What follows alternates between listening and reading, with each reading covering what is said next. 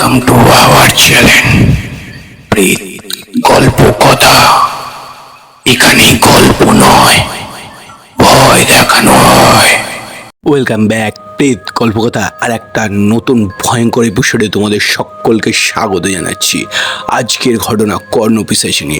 যদি রাত বিরাতে যদি একা কোথাও ঘুরতে যাওয়ার ইচ্ছা থাকে তাহলে আজকের ঘটনা তোমাদের সেই যাওয়া ভুলিয়ে দেবে। ভয় পাবে, একা বেরোবে না। তাহলে আজকের ঘটনা শুরু করে দিই। শুভেন্দু এবং অভি দুই বন্ধু উড়িষ্যার একটা ছোট্ট গ্রামে থাকতো।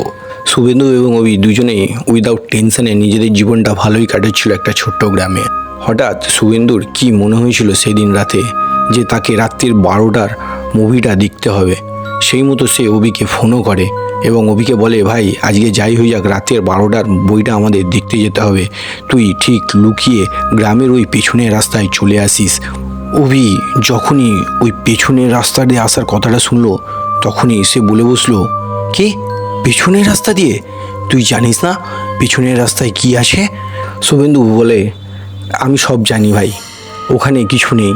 সবাই গ্রামের লোকরা বেকার গুজব রটায় যে ওখানে কর্ণপিশাচিনী আছে, যে ওখান থেকে গেলে লোকের ঘাড় মুটকে দেয় এবং তার সব রক্ত চুষে চুষে খায়। অভি বলে, হয়েছে তো ভাই ঘটনা, নালে এমনি এমনি তো গ্রামের লোক এইসব কথা বলে বেড়াবে না। অ্যাকচুয়ালি ওই গ্রামে প্রায় 20 থেকে 25 জন মারা যায় ওই রাস্তা দিয়ে যাওয়ার সময়।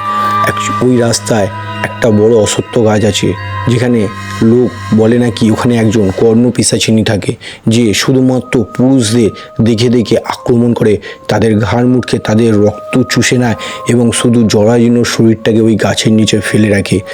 শুধু তাই নয়, যে লোকটাকে ওই কর্ণপিশাচিনী বীভৎসভাবে মেরে ফেলে তারপর তার পরিবারকেও একইভাবে আস্তে আস্তে মেরে ফেলে।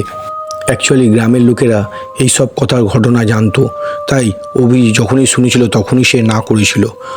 শুভেন্দু তখন তাকে বলে, ভাই এইসব গ্রামের রটনা গুজব এইসব কথায় কান দিস না ভাই, তুই চ তো, আমি আছি তো, তুই কেন টেনশন নিচ্ছিস? চুপচাপ চ আমার সাথে, টাইম তো ঠিক 11:30টায় গ্রামের ওই পেছনের রাস্তায় চলে আসবি। অ্যাকচুয়ালি শুভেন্দু এমনভাবেই অভির ব্রেন ওয়াশ করেছিল যে অবশেষে তাকে রাজি হতেই হয় এবং ঠিক 11:30 নাগাদ তারা একটা পার্টিকুলার পয়েন্টে এসে দুজনে দেখা করে এবং দুজনে বই দেখার জন্য পথ এগোতে লাগে। যাচ্ছে যাচ্ছে যাচ্ছে ঠিক কিছু দূর যাওয়ার পর ওই গাছটার সামনে আসতেই শুভেন্দুর যেন মনে হলো কোনো ঠান্ডা হাওয়া তার শরীরকে টাচ করে দিয়ে চলে গেল। শুভেন্দু মনে করলো, এখন তো গরমকাল, এত গরমের মধ্যে ঠান্ডা হাওয়া কোথা থেকে আমার গায়ে লাগলো। সে ভাবলো হয়তো তার মনের ভুল এবং কিছুটা যাওয়ার পরই আবার অভি বলল, ভাই ওই গাছটা যেন কেমন নড়ছে রে ভাই। শুভেন্দু গাছের দিকে তাকিয়ে বলল, তার পাগল, কোথায় কি নড়ছে? সব তো মনের ভুল। গ্রামের লোকরা এইভাবে তোদের মনে এমন ঘটনা ঢুকিয়ে রেখে দিয়েছে যে তোরা যেখানেই পারি সেখানেই মনে হয় তোদের কর্ণপিশাচিনী এসে তোদের অ্যাটাক করবে। পাগল কথা বলছ, কিছু হবে না, আমি আছি তো। কিছুটা পথ এগোতেই সেই গাছের তলার সামনে আসতেই শুভেন্দুর মনে হচ্ছে যেন কেউ গাছটাকে চিরছে নখ দিয়ে, যেমন কোনো লোহাতে যদি কেউ নখ দিয়ে চেড়ে যেমন ইরিটেটিং আওয়াজ হয়, ঠিক সেই রকম হচ্ছে। শুভেন্দু দুটো কান দু হাত দিয়ে চেপে ধরলো। তার পিছন থেকে অভি বলল, ভাই আমি তোকে প্রথমেই বলেছিলাম না এখানে অনেক গন্ডগোল আছে, তোকে বারণ করেছিলাম আসতে, তুই চ তাড়াতাড়ি এখান থেকে বেরিয়ে যাই, চ চ ভাই তাড়াতাড়ি চ। শুভেন্দু যেই এক পা বাড়ালো সেই সময় ঠিক পেছন থেকে একটা মেয়ের গলায় তাকে আওয়াজ দিল, আরে শুভেন্দু, তুই এত রাতে এখানে কি করছিস? তোর তো এখন বাড়িতে থাকার সময়। শুভেন্দু স্তব্ধ হয়ে দাঁড়িয়ে রইল। অ্যাকচুয়ালি যে মেয়েটার আওয়াজ শুভেন্দু শুনতে পেল সেটা তারই কলেজ ফ্রেন্ড অনামিকা, যে কিনা কয়েকদিন আগে গাড়ি অ্যাক্সিডেন্টে মারা যায়। তার গলার আওয়াজ শুনে শুভেন্দু থরথর করে কাঁপতে লাগলো এবং তার হৃদস্পন্দন স্তব্ধ হয়ে গেল। তারই মধ্যে ওই বলল, ভাই এখান থেকে চ চ দৌড়া। যেই সময় দুজনে দৌড়াবার প্ল্যান করে ঠিক সে সময় গাছের বড় একটা ডাল ভেঙে শুভেন্দুর মাথার থেকে ঠিক কয়েক ইঞ্চি দূরে গিয়ে পড়ে এবং তারা দুজনে রীতিমতো স্তব্ধ হয়ে দাঁড়িয়ে পড়ে। তারা সেই ডালটাকে যখন লাফ মেরে পালাতে যাবে ঠিক পিছন দিয়ে শুভেন্দুর জামাটা কেউ চেপে ধরলো। শুভেন্দু ঠিক পেছনে ঘুরল এবং দেখল একটা প্রায় 6 থেকে 7 ফুটের একটা মেয়ে, তার চক্ষু বর্ণ, তার শরীর একদম ঝলসে গেছে, সে কি ভয়ঙ্কর মুখ, চোখ দিয়ে যেন রক্ত পড়ছে, তার হাতে একটা ধারালো তলোয়ার, যা দেখে দুজনেই স্তম্ভিত হয়ে গেছে। এবং কিছু বোঝার আগেই শুভেন্দুর পুরো একদম মাথার মধ্যিখান থেকে শরীরটাকে দু ফালা করে দিল। তা দেখে অভি অজ্ঞান হয়ে পড়ল। অভির যখন জ্ঞান ফিরল তখন প্রায় রাত 3:10-15 হবে। ও উঠে দেখলো তার চারপাশে কেউ নেই, না ওই নরপিশাচ, না অভি, না ওই ধারালো অস্ত্র তলোয়ারটা। সে দেখে কিছু বুঝে উঠতে পারলো না। সে দৌড় দিল চারদিকে। সে যত দৌড়াতে লাগলো তত সে হাঁপাতে লাগলো। দৌড়াতে দৌড়াতে হঠাৎ সে হোঁচট খেয়ে পড়ে গেল এবং দেখলো তার ডান দিকে ওই কর্ণ পিশাচিনী তার বন্ধু শুভেন্দুর দেহটাকে করে চিবিয়ে চিবিয়ে খাচ্ছে এবং তার রক্ত সরণ্য শরীর রক্তে ভরে গেছে।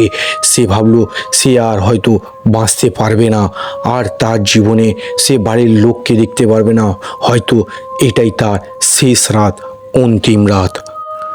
পিশাচিনীর এই ভয়ঙ্কর রূপ দেখে অভি আবার জ্ঞান হারিয়ে ফেলে। অভি যখন চোখ খুলল তখন সে নিজেকে একটা হসপিটালের মধ্যে দেখলো এবং চোখ খুলতেই সে শুভেন্দু শুভেন্দু করে চেঁচাতে লাগলো।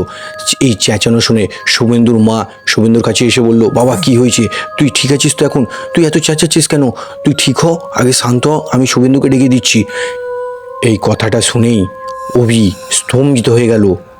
শুভেন্দু শুভেন্দু করে চেঁচানো আওয়াজটাও সে চুপ করে গেল। অভির মা পেছনে ঘুরে শুভেন্দুকে ডাকতেই অভির হৃদস্পন্দ বন্ধ হয়ে গেল। মনে আর একটা ভয়ে জেগে উঠল। বাবা শুভেন্দু, অভির জ্ঞান ফিরে এসছে, তুই ভেতরে আয়।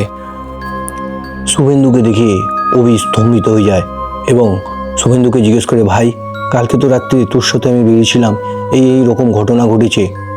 অভির মা, শুভেন্দু এবং আশেপাশে থাকা আরও কয়েকজন অবাক হয়ে ঘটনাটা শুনতে থাকে। কিন্তু শুভেন্দু বলে, ভাই আমি তো তোকে ফোন করেছিলাম ঠিকই, কিন্তু আমি বেরোতে পারিনি। বেরোবার সময় বাবা আমাকে দেখতে পেয়ে যায় এবং আমাকে খুব বকাঝকা করে এবং ঘরে গিয়ে শুয়ে পড়ি আমি। ঘটনাটা শুনে শুভেন্দু আবার জ্ঞান হারায়। তারপর থেকে সে আর কোনো দিন ওই রাস্তা রাতে তো ছেড়েই দাও, দিনের বেলাও অ্যাভয়েড করতো। অ্যাকচুয়ালি ওই কর্ণপিশাচ অভিকে নিজে শিকার করবার চেষ্টা করেছিল, কিন্তু ওর মায়ের দেওয়া তাবিজ ওকে শেষ পর্যন্ত রক্ষা করেছিল। তাহলে বন্ধুরা, আজকের ঘটনা তোমাদের কেমন লাগলো অবশ্যই কমেন্টে জানাবে। যদি ভালো লেগে থাকে লাইক এবং শেয়ার করতে ভুলবে না। দেখা হচ্ছে আরেকটা নতুন এপিসোডে।